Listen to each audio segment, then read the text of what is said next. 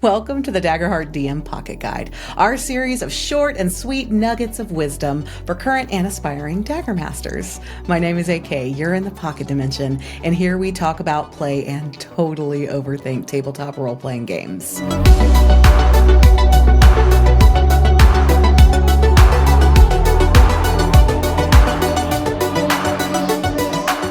We've been getting a lot of questions about one of Daggerheart's most unique mechanics, the Duality Dice. Today we're breaking it down step by step so that you'll be ready with whatever comes your way. Hope, fear, criticals, complications, it's all on the table. If you're just getting started, the main thing to remember is that Daggerheart blends collaborative storytelling with just enough tactical crunch to keep things interesting. The signature Duality Dice makes sure that every roll counts because the story always hangs in the balance between hope and fear. Let's talk about these core mechanics and how these two little polyhedrons have flipped the script into a multiverse of possibilities for you and your players. Hope and fear in action, understanding the duality die.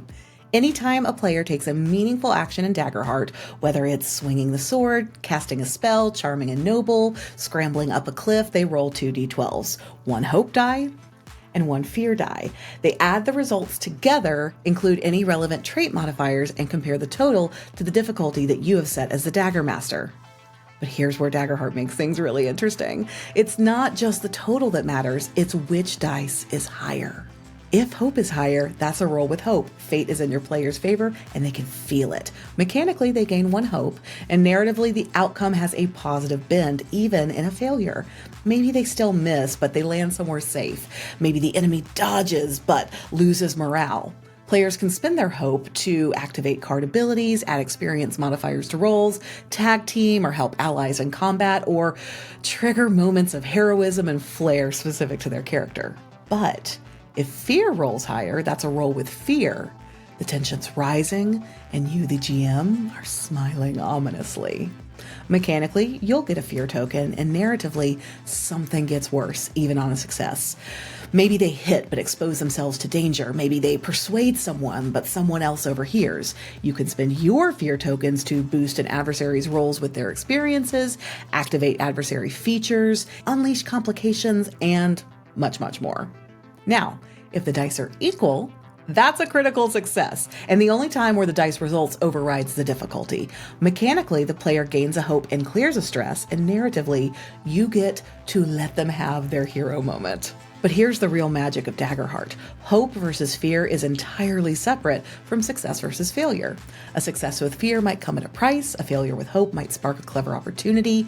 Even the worst roll should push the story forward. There is no nothing happens in Daggerheart. So let's talk about how to narrate Duality Dice as a DM. You'll let the higher dice steer the vibe. Hope means silver linings, fear means cracks in the plan, and you don't have to reinvent the wheel each time. Just ask, what would hope or fear look like in this moment? Let's put this into a simple scenario to see how hope and fear shape the narrative. Imagine a daring jump across a crumbling bridge. Up first is Izzy, the Qatari rogue, with a finesse roll. On a success with hope, Izzy leaps and makes it, gaining a hope as she confidently calls out to guide the next member of her party across. As a Daggermaster, I'd probably lower the difficulty for the next player here if we're having each PC roll individually. On a success with fear, Izzy does succeed in jumping across, but the fear outcome allows a complication. Maybe she grabs the ledge, it hangs by her fingertips, scrambling up with a torn cloak. She made it, but the bridge collapse accelerates, and the next hero to jump faces a harder task. The DM takes a fear as the situation grows dire, possibly increasing the difficulty for the next player to cross. On a failure with hope, Izzy jumps but doesn't stick the landing. But since it was a hope roll, there's a twist. Perhaps she falls short, landing on a lower ledge, separated from the party, but unharmed. She still earns hope because her resolve is bolstered by that close call. The story progresses. Now the party must find a way to reach her down below and get themselves across. Now, on a failure with fear, Izzy misses the jump and utter disaster strikes. A truly fearful failure might mean that she not only falls, but she is hanging precariously or takes a nasty injury. The GM gets a fear, and this likely turns the next scene even more dangerous, like maybe the noise attracts a nearby creature. It's time for the party to attempt a rescue and an escape.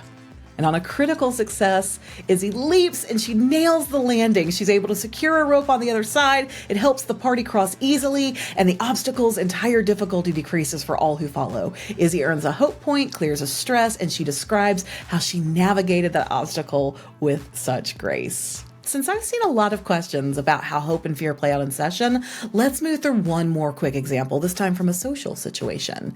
Scenario 2, the Volatile NPC.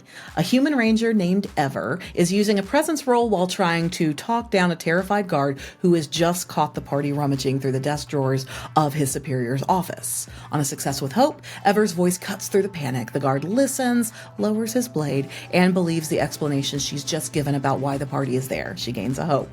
On a success with fear, the guard hesitates and then flees to get reinforcement. No immediate danger, but the DM gains fear and now company is coming. On a failure with hope, he doesn't buy it, but he doesn't strike. Maybe he holds his position. The party doesn't get what they wanted, but there's some hope in the lack of an immediate attack or danger, maybe?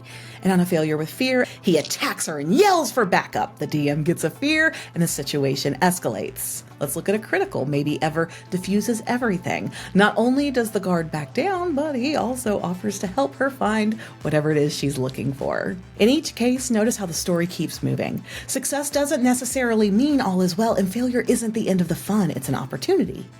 As the DM, lean into these hope and fear twists. These transform rolling the dice from some pass-fail binary into dramatic moments that define the next story beats. Now, do you have to narrate every hope or fear outcome? This is another question that we've heard a lot of, especially when it comes to combat. Do I have to stop and describe every single hope or fear twist in detail? And the simple answer is not necessarily. The core rulebook encourages a fiction-first approach and tells us that every roll should move the story forward. But that doesn't mean you have to bring things to a screeching halt every time someone swings their sword. Here's the trick. You can acknowledge hope and fear with just a quick, flavorful beat. You're not writing a novel, you're keeping momentum. A hopeful hit, you land the blow, keep your footing, nice form, gain one hope. A fearful miss, you swing wide and your blade catches the torch sconce. They see you now, and I'll take one fear. Even in these high action moments, you can keep combat tight and cinematic by letting the tone shift, even if you don't unpack every single consequence right away. Quick descriptions, meaningful beats, and then move on. That's the vibe. One last thing. While your players are rolling Duality Dice, you will still roll just a single d20 for adversary attacks and rolls. I think that that's a well enough known fact, but I thought I might clarify it while we're talking Daggermaster tips plus dice rolls just in case. And that's a wrap on our Duality Dice dialogue.